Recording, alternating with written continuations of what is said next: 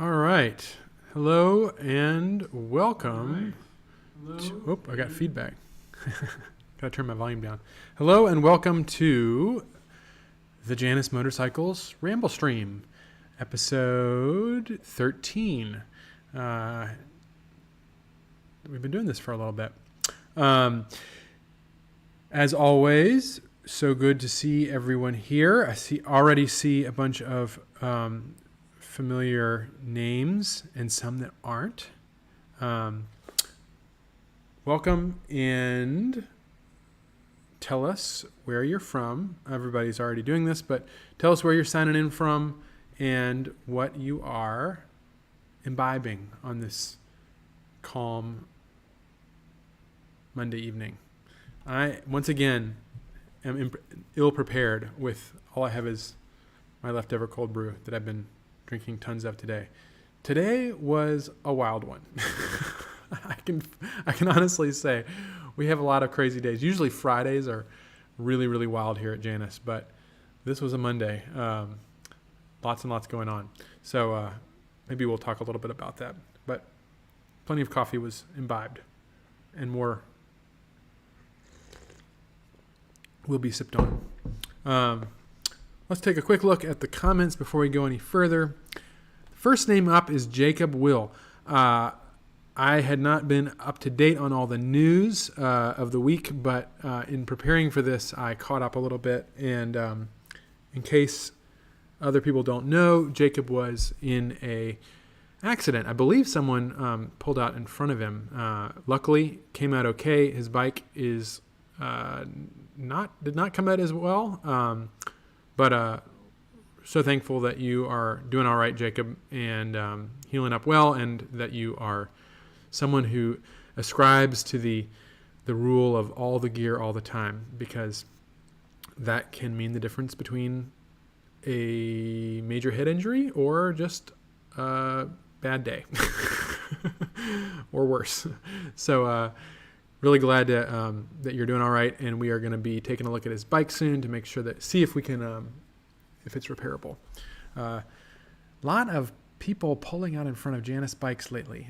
We've got 3 bikes that have had incidents right now that we're looking into. So keep your eyes peeled, keep your head on a swivel. Those people in cars are not paying attention. Real quick, let me know how the sound is. If it's too much, I might turn it down a little bit. Comment if it sounds bad. How about that? No need to say anything if it's good. All right. NW Metal Bug, number 164, 250 Halcyon from Oregon. I believe you are a new owner or recently bought a second-hand bike. Congrats and welcome again. Confed Yank, an old friend here on the Ramblestream. Hello from North Carolina. Well, I'll put that in for you. I know where you're from. Brian Goldberg, Griffin number 69 in the stream. Welcome, Brian. It's a pleasure to have you. If you haven't already been on, great to have you. Please keep coming on back. We're always doing something different. Andy, number 450, number 120 from Allendale, Michigan. Welcome, Andy. I know who that is, actually. Jacob, sound is good. Gary says hello from East Lansing. Hello, Gary, an old friend who I don't know if we're going to see you at the rally or not. I can't remember, but I hope we do. Seth Mark, Guten Morgen. Well, I'm not sure what evening is in German, but buonasera, as they say in Italian. Jim Winters, happy Monday. Hello, Jim. How are you doing? Charles McGahagan. I can never say your name. McGahagan, an old and dedicated Janus owner who maintains our owner's map on the Janus Owners Forum. He does a great job. He's always responding to folks who want to be on the map. So thank you so much for that. That's a great service you provide. Confed Yank, North Carolina. Yep, I got that one. Charles is drinking iced coffee. Good. Me too. Although the ice is melted. Thomas Lathrop. Good evening, all. Burlington, Wisconsin. Welcome, Thomas. Brian says, signing in from Destin, Florida. Just finished some nasty Gatorade Zero. I'm sorry. Craig. Hi, everyone. 450-204 from Memphis, drinking Angry Orchard. Awesome. Good to see you, and excited about your number 204. Russell Peters. Good evening. Hey, Russell. Andy says sound is great. NW Metalbug says sounds good. Thank you both. Jacob says, I'm doing... Okay, so this is Jacob is responding to what we were talking about, his accident. I'm doing well, all things said. I need hand surgery, and that's the worst of it. Well, I'm sorry to hear that, but I'm really glad it's not anything worse, because one of the what do we say? How do I say this? One of the it's a give and a take, and one of the risks we take when we ride such exposed, thrilling machines is that we are exposed, and it can sometimes not be our fault when other people aren't paying attention. So situational awareness, and even that, it's sometimes not a question of if, but when. Wear all your gear all the time. Brian says, I'm a Ramblestream virgin. Well, welcome. Eric Fritz says, hello. Hey, Eric. Guten Nacht. There we go. Eric, thank you. Or Confed-Yank, thank you. Gary says, yes, going to rally. I will have all 3 bikes. Nice. Fantastic. That's going to be great. Gary has 450 number 3. What you have? Halcyon 250 number 79 and Phoenix number 79. All but the trifecta with the Griffin. Or maybe you could also add a 50cc, I guess. Got to find one of the, track them down. Guten Abend. Ooh, that sounds even more... is that like the difference between sera and buonanotte, good night? I don't know, evening and night? Not sure. Confetti says, yes, I've been rediscovering some back roads and I tend to drive anyways, wishing I got my bike running again.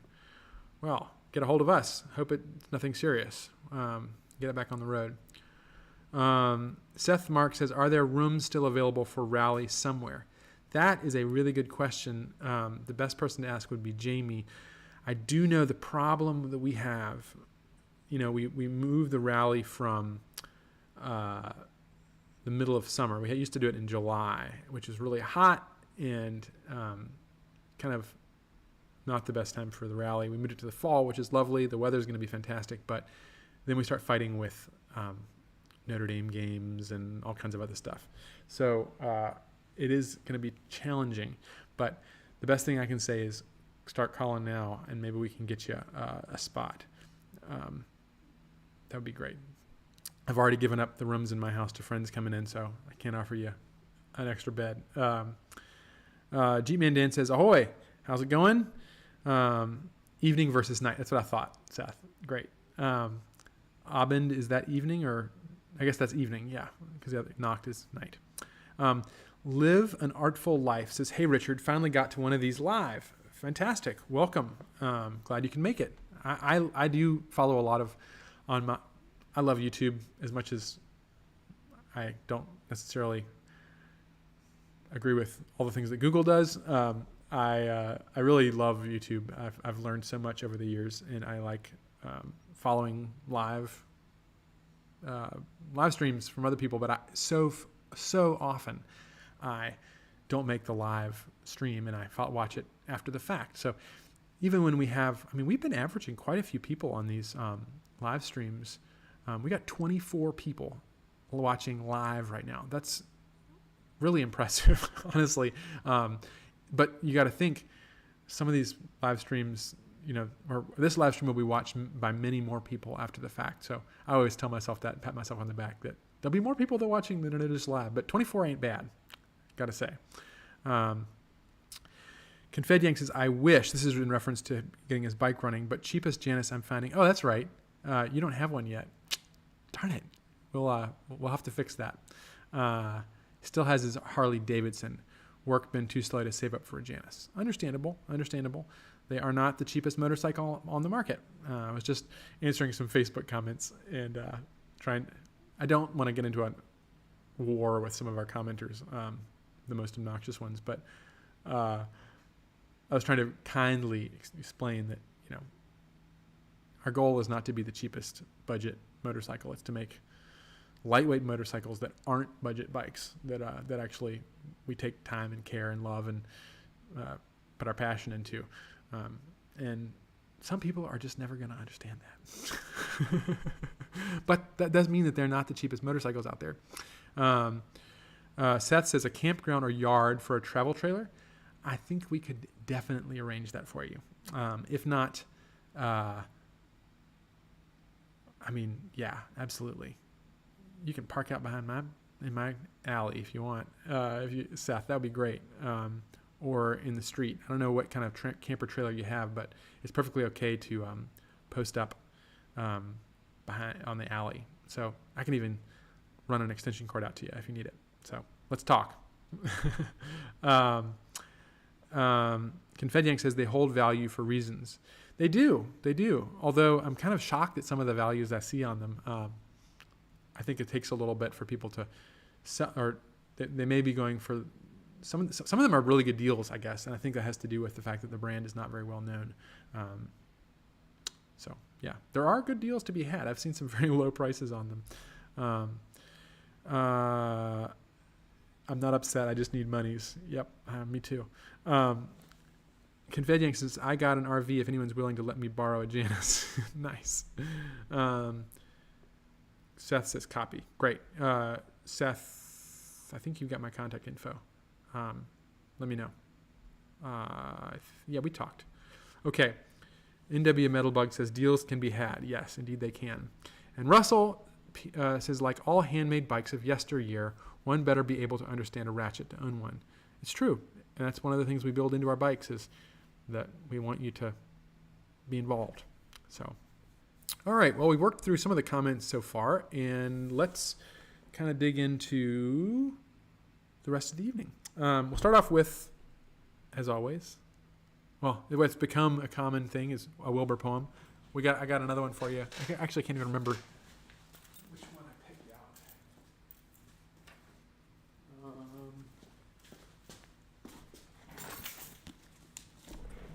My perennial favorite. Very appropriate. It's called The Ride. It's actually the first poem in this collection of Wilbur.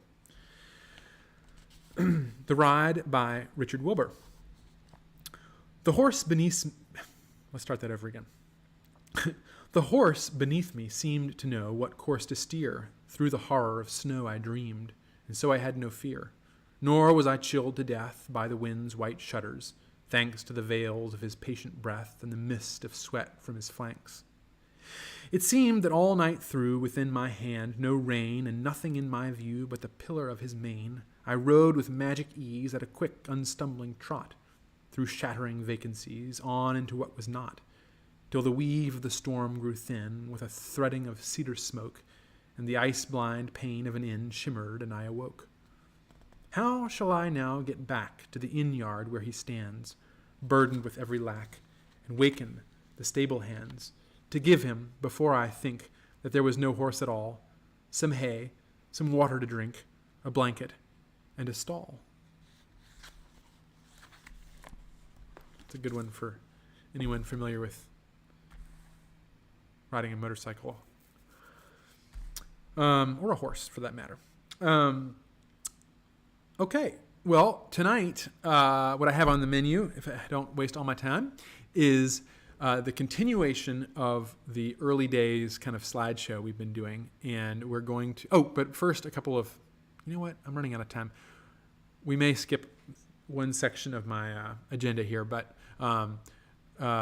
we left off with the Halcyon 50, which was our first production motorcycle, and we're going to dig into the beginnings of the Halcyon 250 and culminate with the beginning of when we started looking into the 450 model. So we'll get into that. It's already almost 20 after. Let's do real quick here. We're going to take a quick look at some images from the owners forum I wanted to go over. There we go. So over here we have some pictures. This is Shane, and he's this is stuff that I'm pulling from the Janus Motorcycles Owners Forum on Facebook. I'd like to actually start only pulling from our actual Owners Forum because I prefer that over the Facebook group.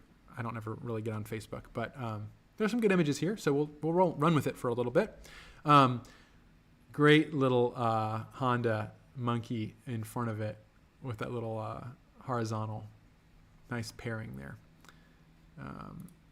This is Brian. This is Brian. You're in the chat, right? Yeah, that's right. Am I seeing this right? Yeah. Brian, here's your bike.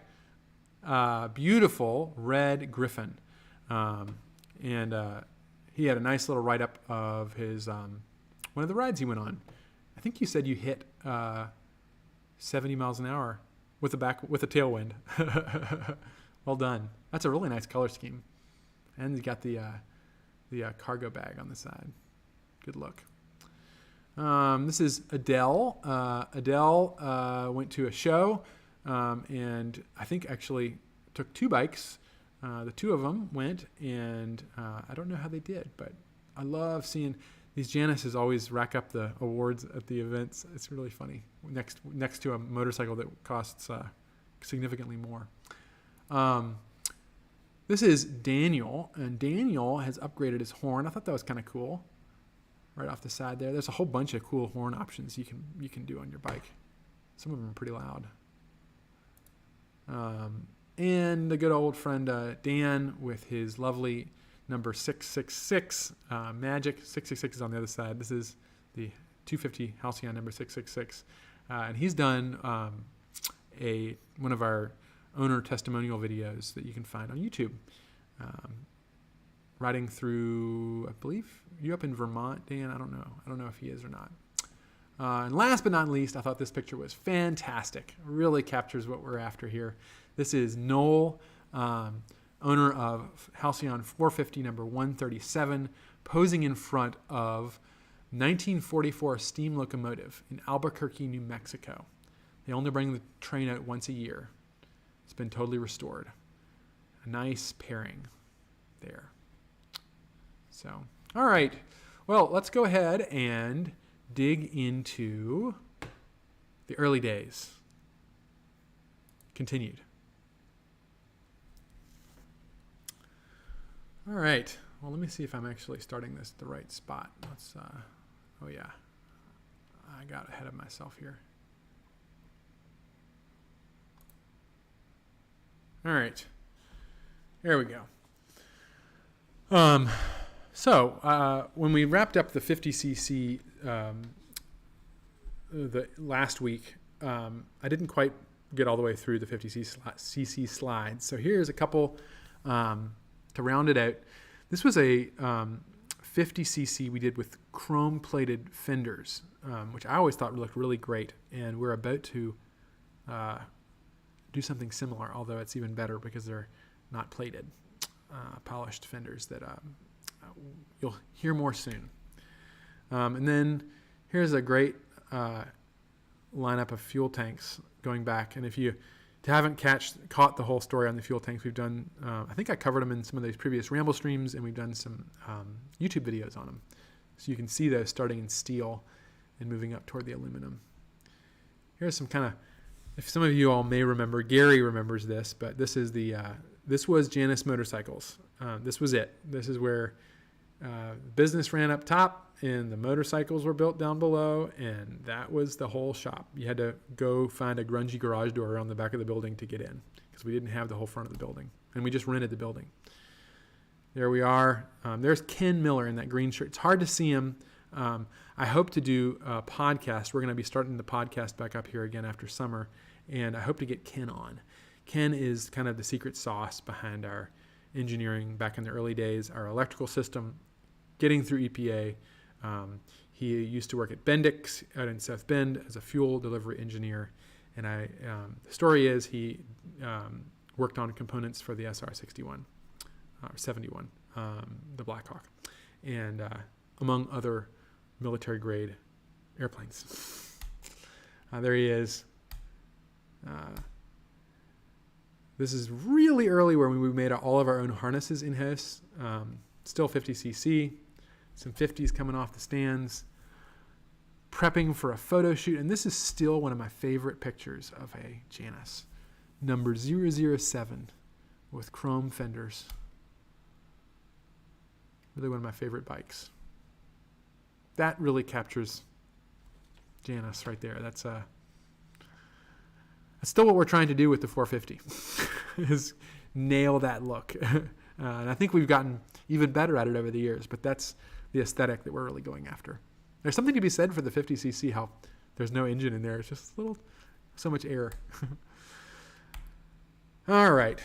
Now we're starting to get into the Phoenix. So right from the beginning, we decided that we needed, at this point in the company, that we brought on two new folks, Grant and Jordan, who, if you're ever seen a Janus YouTube video, you know Jordan's work. And if you've ever watched a live stream or been marketed to online, you know Grant's work. This is when they joined, and really we decided to get beyond the 50cc that was not something that we could manufacture at scale due to EPA and other reasons. And decided that we wanted to go up to a 250 that was able to get on the highway if someone chose to do so, and be able to meet EPA and California ARB.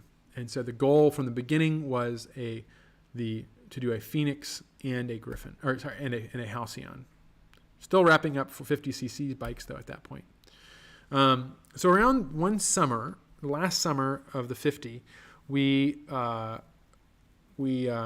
had an intern named Jordan Corneal, and excuse me, if you would like to know more about Jordan, we did a great podcast with him at the beginning of the year, this year, or end of last year.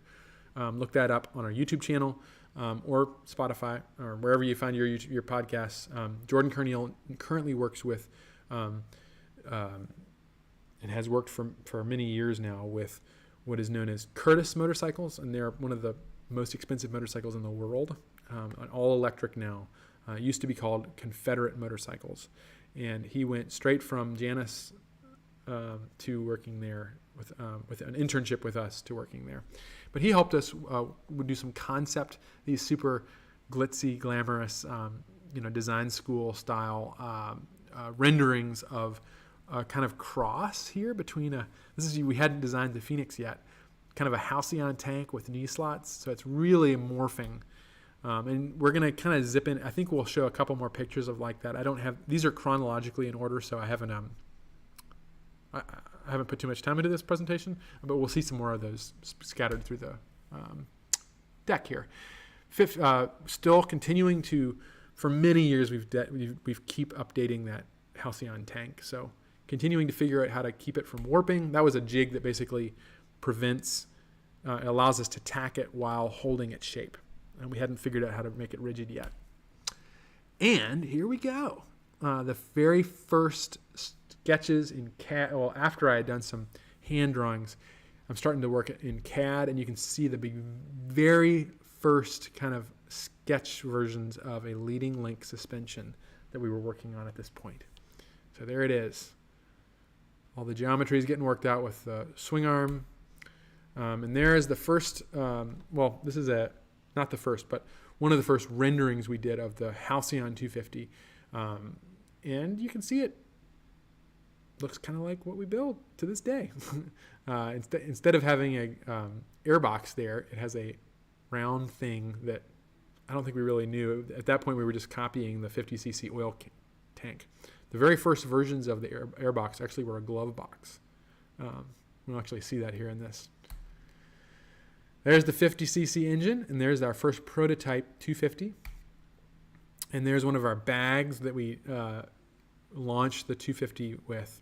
We did a Kickstarter campaign and raised enough money to start the EPA testing process and launch the 250. But most importantly, we got a lot of attention and found some initial investment with that. that's really the best thing that it did for us. But we did raise funds, and if there's anyone here that contributed to that Kickstarter, I really appreciate it, because it did launch the 250 line. There we go. There's Jordan's first rendering of the Phoenix. And you can see that we were starting to get a lot further along with the tank at this point. We had the leading link suspension initial designs done. It has changed quite a bit from then, but the basic idea was there with the 250 engine in place. And we started building it. So here we are with that same frame jig. We completely ceased production with the 50cc. We decided we could not do everything at once, and so for about a year, maybe a little more than a year, there were no Janus bikes being made. We were totally dedicated to the launch of the 250, and the goal was to bring out a 250 Phoenix and Halcyon at the same time. I think the Phoenix actually slightly predates the Halcyon, interestingly enough. Here it is, same fixture, the tooling that holds the frame. Like we talked about last week. Swing arm plates going in place. The first time they have a hole in them for the swing arm pivot. And here you go. Here's the Phoenix. There's the frame loop at the back. The initial one was a little different than what we have now. We actually ended up chopping it off on the prototype, which we still have. There's me with my first paycheck around this time, looking pleased with myself. And the swing arm on the Phoenix starting out. This is how we. This is really a big part of what we did. This is how a lot of parts were designed, like this. Put them on a table, cut the tube, and make it work. The very first rendition of our fork, so this is solid plate steel, which we decided, of course, that we were not going to continue doing. That is now an aluminum plate, beautifully machined. But for this, we did it in steel. We didn't know what we were going to do at first. Starting to get that swing arm worked out. And there's the first horizontal right there. First version, at least. It's changed a good bit from then. And there's the Phoenix coming together. And there you see the Halcyon and the Phoenix. So the one in the front here is the Halcyon, and the one behind it with the engine in place is the Phoenix. And we were experimenting with shock absorbers. That was a shock absorber we thought we might use at that time. Of course, we ended up going with Icon instead, thankfully, because they've been a fantastic partner from day one. There's the fork coming together more. And we actually ended up welding two pieces of tube together. You can't see it. There's the upper half, but you can see there's a joint there. I don't know if you can see it, but right there, which of course was not a great thing. And then we had a piece of laser cut tube down here, which we moved to a machined piece. But there you see it. There's the Halcyon tank on a Phoenix, kind of like that earlier rendering. And had to think ahead, so we're starting to put the wiring harness in. There's the very first template for the wiring bracket, which, if you're familiar with what they look like now, it's not that different. And it started off with a piece of paper that we cut out, and then we welded it together. And boy, does that look like some kind of archaeological artifact. That was the first prototype. We had to make them, then we bend them, and then we would make it, try and install it, and then we would sometimes actually flatten it back out again and trace it. Very rudimentary design early on. The first Phoenix tank, which was much easier to put together than the Halcyon. There it is. All we had to do was kind of trim up some of the joints, and there's the seat on it. So we're starting to get closer, M-bars, and you're really starting to see a Phoenix come together there. You can see how I don't know if you can tell how the forks are very different. The pivot point here is much higher than the way we did it now. And we went through I think it was about 4 to 7, I can't even remember now, more than 4 versions. And we kept basically lowering that pivot point so that it would handle better. And this one, if you put the front brake on, the front would hop up way too quickly. So we had to dial that in. There's the seat coming together. And there we go, starting to weld up the exhaust. And there's the very first Phoenix, kind of on a rolling chassis with 50cc wheels. We had 50cc wheels on it. Designs for the first bag. That's just a hand sketch I did of the first bag. Changed a bit, but not a whole lot from those sketches. If you know what our bags look like, you'll recognize the overall design there. designs for this Phoenix seat. And there's our tote bag, which pretty much looks like the way we make them now. Phoenix coming along a little better, still with 50cc wheels, kind of held barely on there. Oh, that's a tank bag. That's Devin, who's been on some of these Ramble streams. Devin Wood was our first employee with his matching T-shirt and fuel tank. There's the Phoenix tank back in its first color. The first bike was painted several colors, silver. The frame, and there's Grant. This is, I think, before they really signed on full time, but he was doing our own studio photos with the bike, like we still do sometimes for the bikes. Black powder coated exhaust, and the seats upholstered there. You could definitely tell we were going for I was thinking silver with black and red. That would be a great kind of Norton themed bike. Let's take a quick look at some comments here. I think we're doing pretty well on time, so I'm zooming through these slides. I apologize, but there's kind of a lot of them. I didn't have time to weed through it too carefully. Let's look at some comments here. Let's see. Get caught up.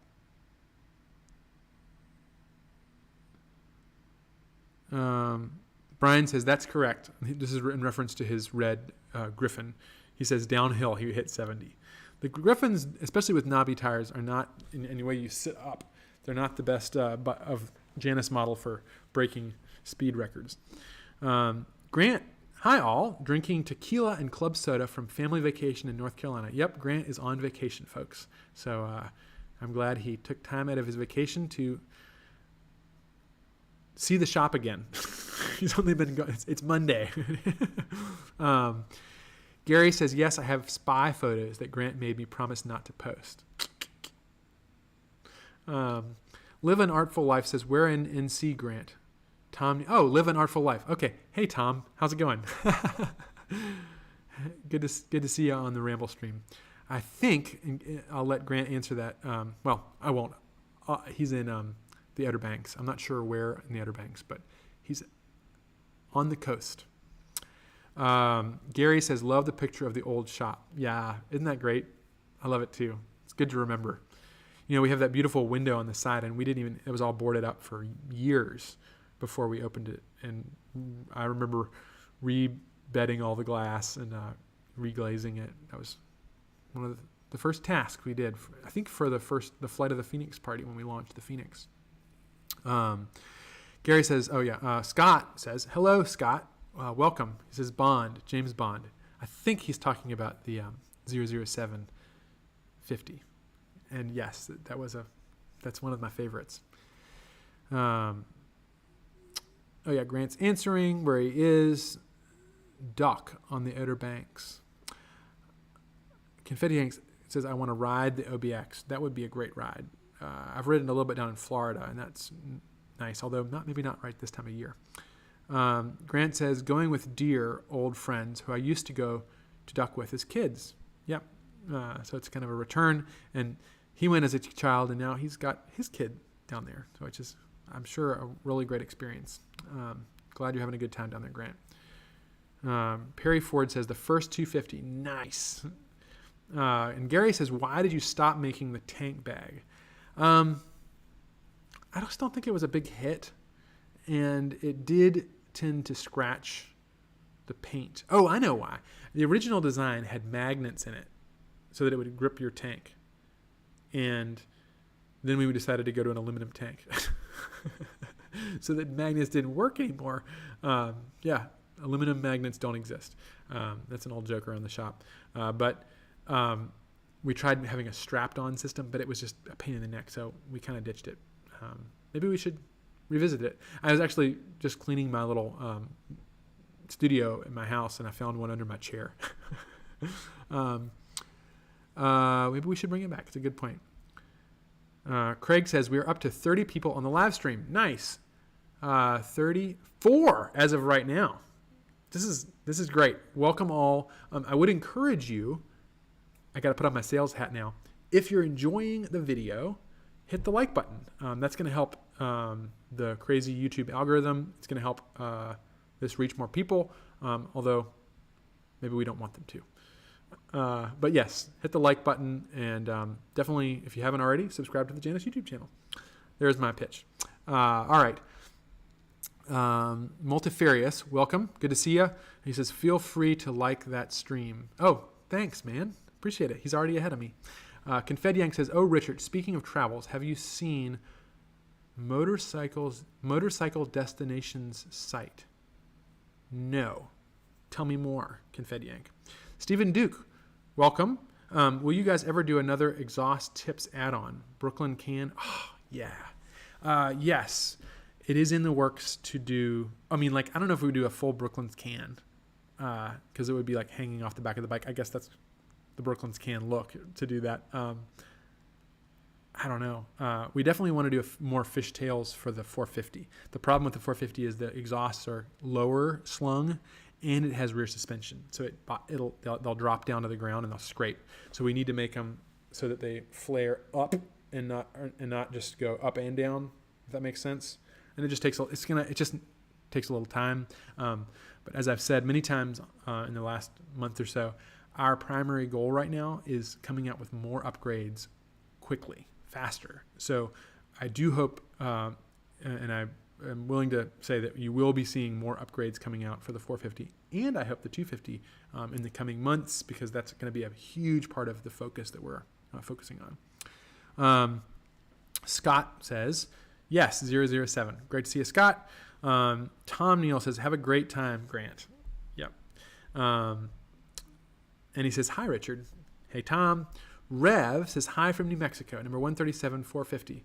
Good to see you again, Rev. I think last week we saw you for the first time, unless you were lurking before that, or I'm forgetting. NW Metalbug says, people were having trouble with Haggerty Insurance, but I had no issue. My broker likes your bikes. Yeah, I do occasionally get some weird feedback on insurance that I know works. And like people that have an insurance, they won't get it. And I know we've had hundreds of customers that have worked with. So I don't know if that's your particular agent.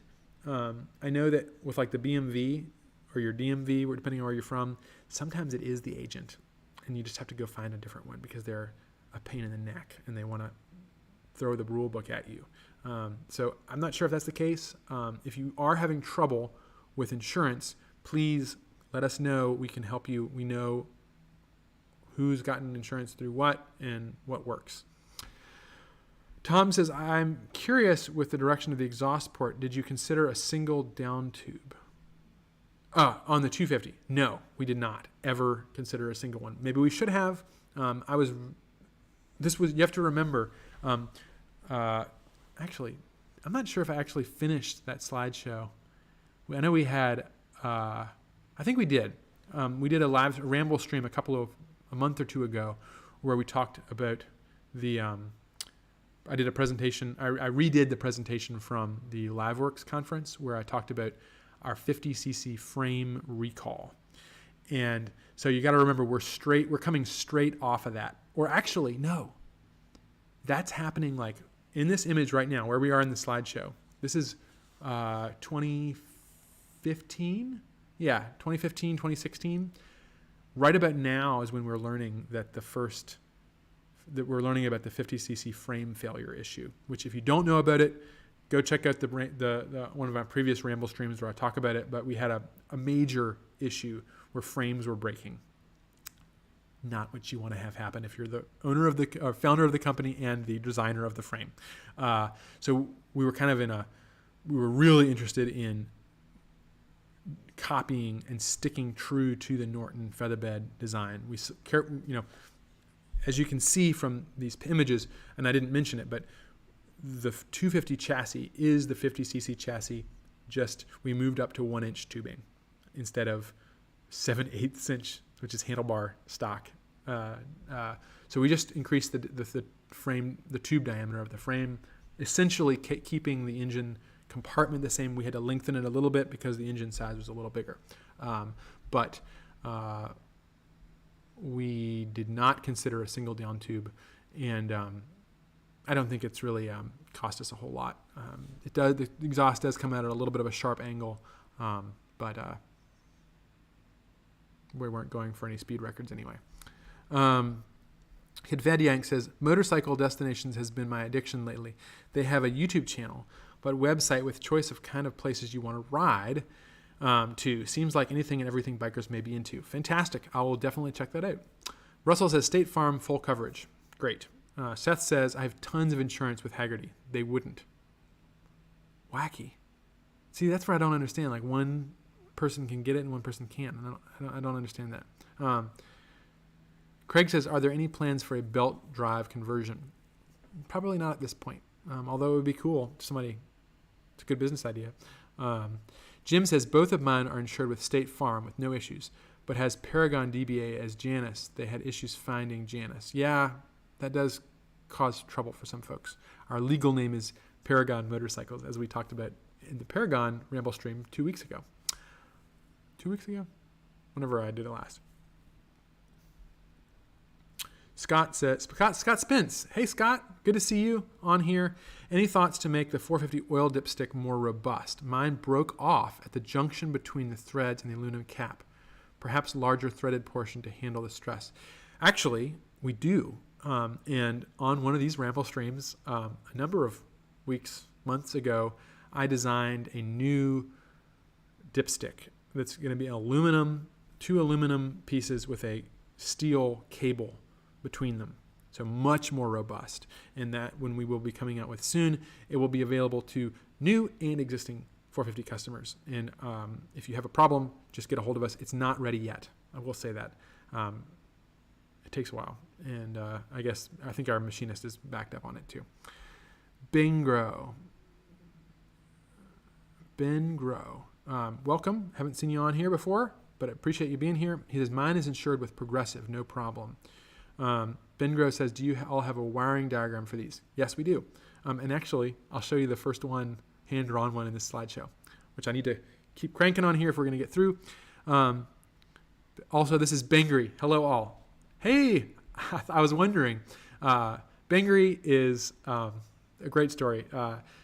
Matt was part of the Moped Army back when Devin and I, before we started Janus for many years. He was a very active member, and we used to run into him at rallies all the time. And just this summer, both Matt and his friend Phil rode up from Lafayette and bought two of our pre-owned trade-in Januses, which was just such a fun experience to see them again and reconnect, and also for them to get in on the Janus thing. Very cool.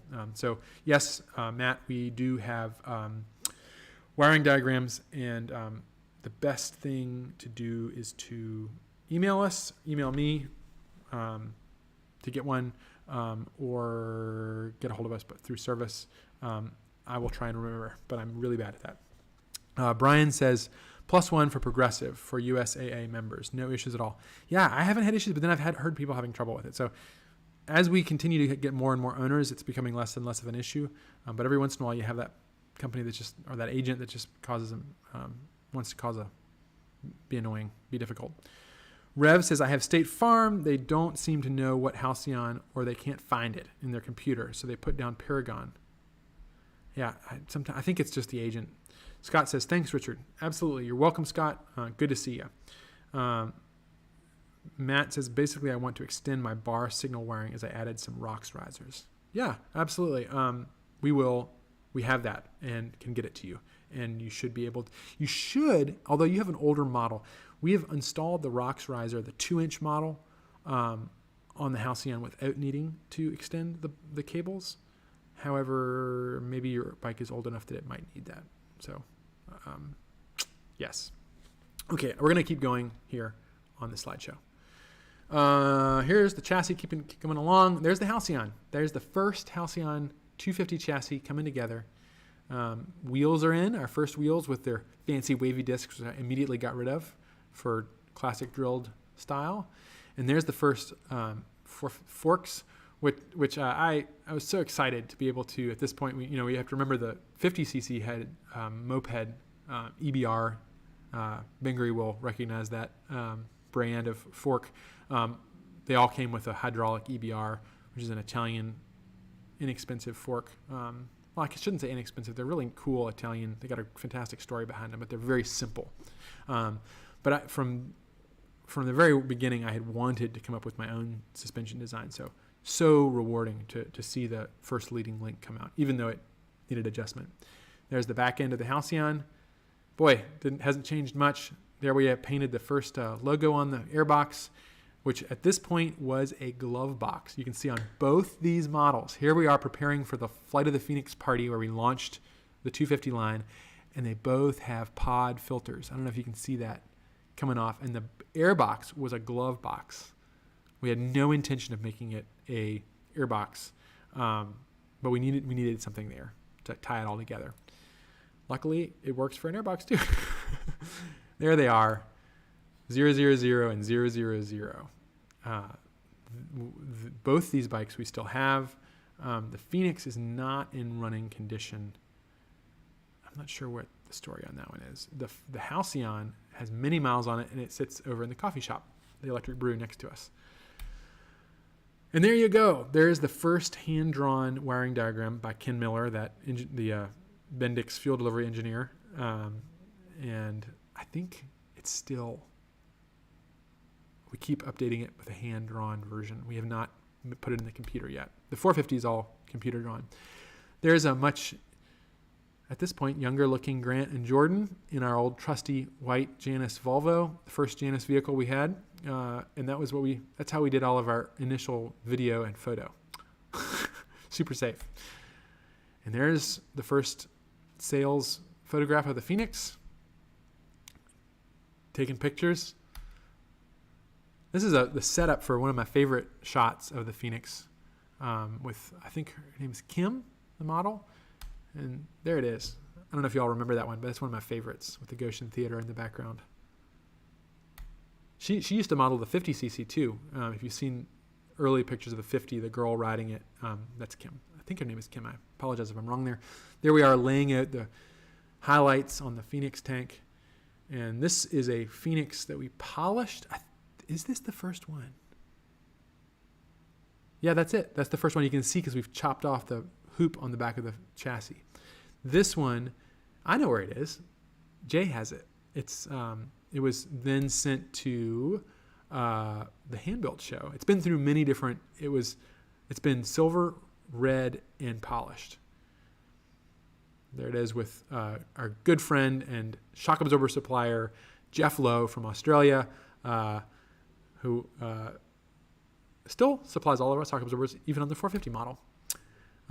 Here we are preparing for EPA with our canister. That's the first version of it. We don't use that one, but we were trying it out. Early business meeting with our partners, getting started. And more early machine parts. There's a flat pattern. There you go, right there, being shaped. And that's pretty much what the taillight bracket on the Halcyon still looks like. Due, that's how we used to plan it. That's how we planned out the launch. So you can, I don't know if we should look too carefully here, but that was our initial plan for launching the bike, which we pretty much hit for the most part. Starting to get these are the early analog mechanical instruments for the 250 line. This is when we tried to mold our own seat foam. Didn't work. I mean, it worked, but it wasn't that great. Rear brake calipers. Just some of the early shots of the bikes coming together. The first production Phoenix coming together. We got invited to the Hand-Built show, and we took that first Phoenix in its new clothing. There's kind of out of order, but there's the first sketch I did of the Phoenix. Looks kind of like what it ended up looking like. And here we go, redoing the tins on that first Phoenix for the Hand-Built show, polishing everything and leaving some parts for black powder coat. And there we are at the Hand-Built show with none other than the Vintagent himself, one of my idols at that. Still, he does some great work, but especially back when we first founded, in the years leading up to founding Janus, he was great source of inspiration for me in the history of motorcycles with his old Blogspot blog, The Vintage Int. And he graciously offered to pose for a picture on that Phoenix. Back to work. There are the early days of the shop. Some of y'all remember that. Josiah's been on the Ramblestream recently. Josiah up on the loft, my office back in the back. And that was it. Laying out those graphics. First production runs of, those are all Halcyons. Tanks getting welded up. Our first trailer, which is pretty janky. First trip to Mid-Ohio. Oh, no, that wasn't the first trip. One of many trips to Mid-Ohio. Getting ready to go and flat track the Halcyon. Continuing to design the top plates on the forks. And the very first rendition of the Griffin. Now, the Griffin was one of the first bikes that we really designed more ahead of time and less on the shop floor. And you'll see the first sketches or the rendering of that. It's a little out of order again, but there's the first Griffin. The Griffin came out pretty quickly. We kind of had it figured out because it's basically a Phoenix with a different fuel tank and seat. Working on those handlebars, redesigning the top plate at this point. If you remember some of the very early, well, no, I guess it was all the 250s had this kind of top plate, but the 50s had a key switch down on the side. So, and some of the first 250s did too. And off to EPA. Here we go. This is the EPA test mule with the 5-gas analyzer strapped on top with a tablet strapped on top of that, logging data with a big mixing panel on the bungee corded to the side that's plugged into the O2 or a port on the exhaust. So that is how Ken and I, for the most part, and mostly me riding the bike, would log test miles, trying to get the carburetor dialed in to meet EPA spec, working with S&S. It's a long process, took us over a year, especially with our we hadn't really figured the process out, but there you go.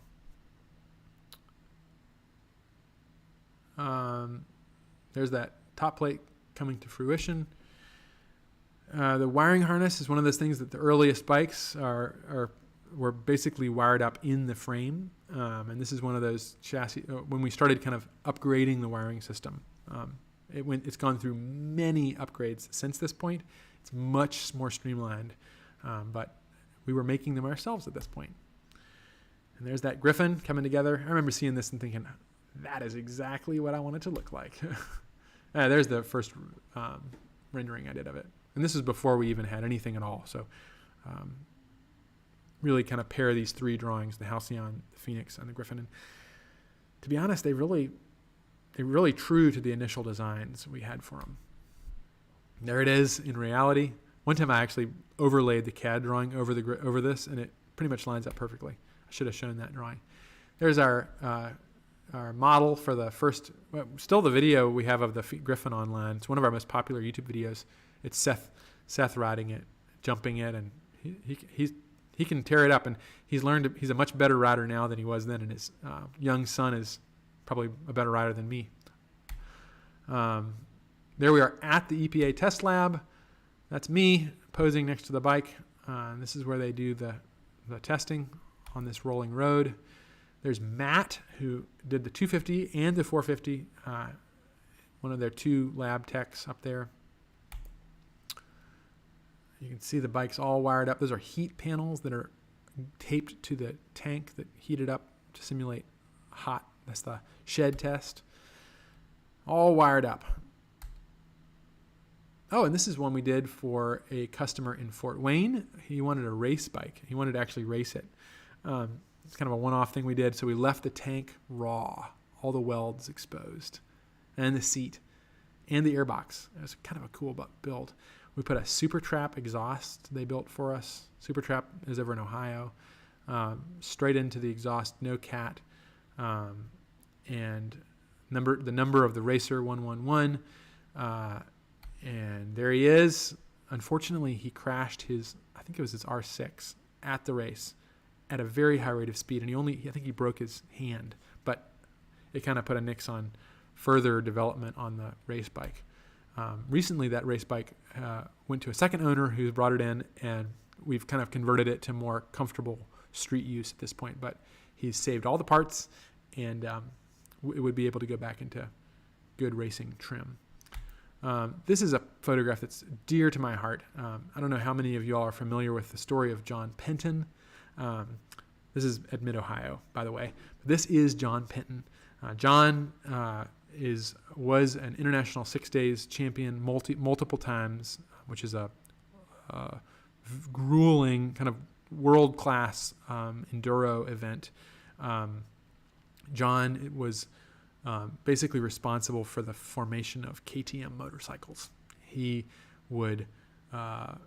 basically designed their first bikes and they had them make the chassis, I think, and he sourced Sox motors, 2-strokes, and then he would race them. Well, he raced, and then he would build them and supplied them all over the country until they became popular. And either he got tired of it, or KTM realized they had something really good on their hands. And that's why KTM USA is based in Ohio. It's because of John Penton. And here he is posing next to our Griffin. I thought that was really cool. He loved it. It's amazing that a guy that's that short could race off-road like that. I'm sure he's not quite as tall as he was when he was in his racing days, but very short compared to me. Very special moment in the history of Janus for me. This is me getting ready to take off on the cross-country trip with Halcyon 68, which I still ride just about every day. That's looking over the bay, the Golden Gate Bridge there in the distance. Starting at Lotta's Fountain, where George Wyman began his ride in 1903, first person to ride across the country on a motorized vehicle, and recreating his route on he was on a 200cc motor bike, and I was on a 250.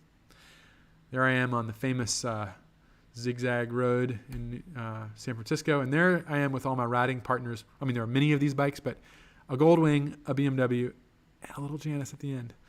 I kept up with them, although I would get in much later than everybody else. For the full story, check our blog. Crossing, I think I'm somewhere in Wyoming at this point. Getting gas. I got gas a lot. Illinois. And there I am posing with my good friend Tim Masterson, who we've also had on the podcast, long-distance rider extraordinaire, next to the Wyman plaque on our building. If you ever come to visit Janus, please check that out. That's George Wyman actually rode through Goshen about a block from our shop on his great ride across the country.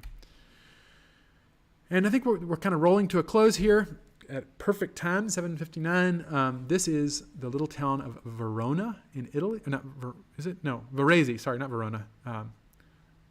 Romeo and Juliet. This is Varese, which is really the heart of motorcycling in Italy. Manufacturing, that is. Of course, Ducati is from Bologna, the Panigale neighborhood in Bologna, but many famous brands have been based in the Varese area, which is where SWM has its headquarters, in the old Husqvarna plant, and right across this lake from MV Agusta and the old factory for, what was the old plant? Cagiva. So famous Italian brands. You can see the MV Agusta plant across the lake from SWM. So cool. I got to ride this SWM test mule with our motor in it. Those are 440 chassis, so that's the model that uses our motor. Those are the chassis for it. And there's some of their production 440s. Uses the same engine. And a vintage SWM from the 1970s. The company lasted, I believe, around 4 years. 10 to maybe 15 years before it went out of business. And there's the 440. You'll recognize that engine, which we use in the 450. And there I am posing next to it. This would have been 2019. And I think we're just about going to wrap it up with another kind of moment in the history of the Janus bikes, which is all the long-distance riding I've done. This is a long-distance. This was an iron butt Saddle Sore 1000 that my good friend Jesse and I did from Goshen, Indiana to New Orleans in 24 hours. We made it with half an hour to spare, as we tend to do with these long distance rides, and on number 68 and number 132. And so we've done a total, I think we've done 2 different iron butt rides, but these are all things we've done to kind of prove out the fact that the 250 is a bulletproof power plant. To this day, I still have a real soft spot in my heart for the carbureted 250. If I were to take a bike around the world and know that I could fix every single aspect of it and carry most of the parts with me, it would be this bike. I think that there's not much you can't do on a 250 if you are just interested in enjoying the sights and sounds of where you are and taking your time. If you want to get on the interstate and make good time, there are many other options that you can choose from. But if you want to have a good time, one could do worse than a 250. Of course, all of the things we learned over the many years of building the 250 went into the 450, and I look forward to telling the story of the 450 in the next Ramblestream. Although, let's see, let me look at my calendar here real quick. About next week, I think we're going to be on a holiday, if I'm not mistaken. The 4th, is that the holiday? Yes, that's Labor Day. So we will not have a Ramblestream next week, and unfortunately, nor will we have one the week after, because as I mentioned last time, I got tickets for my birthday to go see Cake in Fort Wayne. So I will be listening and watching a band that night, but we'll be back after that, and we'll get fresh off of the Janus Owners Rally, which will have happened that weekend, and which is a perfect segue for me as we wrap up the Ramblestream. If you have not got a ticket to the rally, I do hope, whether you can find a room at the inn or not, that you can make it and visit for the rally. We've got a fantastic itinerary lined up for you. Just last night I went on a long ride with Jesse, actually the guy in the picture right here, and another friend, owner of Halcyon 250 number 15. We were all out riding, kind of scouting some potential rally long rides. So as always, we'll have a long ride and a short ride. I'll probably lead the long ride, and I would love for you all to come and visit. We have a great music act with Doug, who the owner of number 15 will be performing, along with other bands. We also have the Spanish Heritage Festival going on the same time, so we're going to have food trucks all through Goshen with great food, and really encourage you all to make it. I'll close off by trying to catch up with these comments real quick before we leave.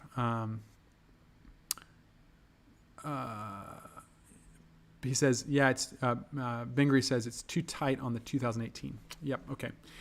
Confed says, getting big boys. Gary says it would be cool to have an option to turn the airbox into a toolbox or glove box. That would be cool. I don't know. Yeah, we should be able to do that. I mean, it would mean defeating your emission system but it's not like you're intentionally doing it. It's not like a performance upgrade. My 2018 has rocks risers. Have you tried rerouting? Okay, that's a good point. He says, oh yeah, I can reroute them outside the forks, but it just doesn't look tidy unless there is some wiring under the tank that I can grab. Get a hold of us for that wiring diagram. I want to make sure you have that. He says, NW Metalbug says, mine are still inside the fork. Yeah, I know a lot of customers can do those 2-inch ones, but we'll figure it out. Scott says, I used to race motocross on a Penton. Nice. Yes, that's what they were all. He kind of it was a big inventor of the KTM, which certainly got started with a motocross, and still dominates that. Not everyone's 7 feet like you. Confed Yank, are you saying Ducati is full of Bologna? No, I'm not. I am saying I've been to Bologna twice, and both times didn't make it to the Panigale neighborhood, and so I'm kicking myself. I will make it back. I want to tour the Ducati plant. It'd be really fun. Confed Yank from Halcyon 50 to Halcyon 450. Yep. Next time we'll cover the 450. Multifarious, how many miles are on 68? Beginning of the summer, I crossed 13,000. I don't, unless I'm doing long distance riding, I just ride to my house and back. So it's getting constant use, but I'm not racking up as many miles as I could, I guess. About 13,000, most of which are long distance riding. Andy says, does anyone own all 5 models? 50, 250, Griffin 250, Phoenix 250, and Halcyon 250. I know we have a customer who has 50 Halcyon 250 and Halcyon 450. I don't know if they also have a Griffin and a Phoenix. That's a good question. I hope that would be great if they did. Goals, yes. Seth says, I want a girl with a mind like a diamond. Yes. You're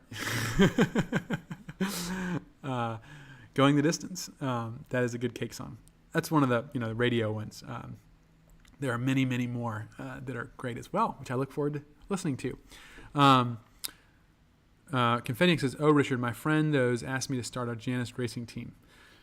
Well, it would be really fun to race against each other. Mike Peterson says, next year I'll be there for sure. Trip to Germany this year.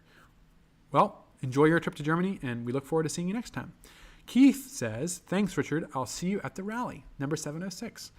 Looking forward to it, Keith. And good to see you on the stream. Eric says, thanks, Richard. These streams are great.